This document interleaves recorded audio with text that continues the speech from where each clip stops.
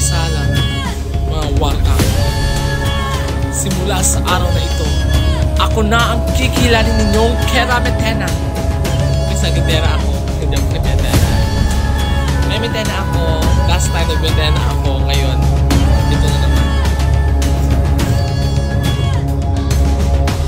Okay, thank you so much sa pag-follow. Magkano magpagawa ng ko? PM nyo lang ako. Sa interested po, baka mga, ano siya, basta. By the way guys, rate nyo po kung magkano ito. Okay, comment nyo yung best na presyo nitong costume.